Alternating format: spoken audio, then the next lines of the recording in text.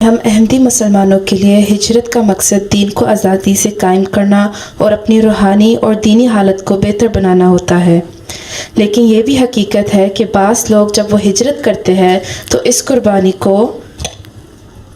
قربانی اور مقصد کو فراموش کر بیٹھتے ہیں اور دنیاوی معاملات میں زیادہ مگن ہو جاتے ہیں۔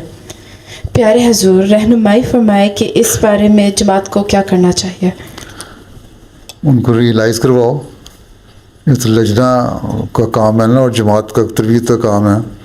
ان کو کہیں کہ تم لوگوں کو اللہ تعالیٰ نے موقع دیا، پاکستان میں سے اگر ہجرت کی ہے تو وہاں یہ بہانہ تھا کہ ہم کھل کے نمازیں نہیں پڑھ سکتے، جمعہ نہیں پڑھ سکتے۔ کئی سال ہو گئے ہیں احمدیوں نے مسجد میں جا کے جمعہ نہیں پڑھا، بلکہ عیدیں بھی نہیں پڑھیں کئی سال سے عورتوں نے۔ تو اس لیے ہم آئے یہاں تک آزادی ملے ہمیں اور ہم عبادت کر سکیں اللہ تعالیٰ کی۔ اور جب اللہ تعالیٰ نے یہاں آزادی دے دی ہے تو اس کا شکر گزاری کرنی چاہیے۔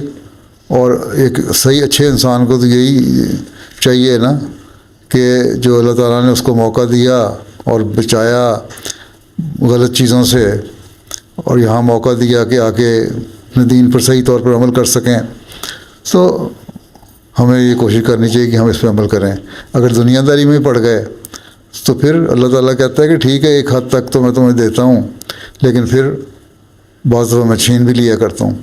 بعض دفعہ دنیا میں لوگوں کو اللہ تعالیٰ سبق دینے کے لیے ان کے حالات خراب کر دیتا ہے، ان کے گھر کے سکون ختم ہو جاتے ہیں، سیٹسفیکشن نہیں رہتی، صرف دنیا کماتے کماتے وہ پھر اپنا جو ذہنی سکون ہے، پیس آف مائنڈ ہے، وہ ختم ہو جاتا ہے۔ اور یہاں اگر بچ بھی گئے تو اگر غلط کر رہے ہیں حرکتیں تو اگلے جہان میں پکڑے جاتے ہیں۔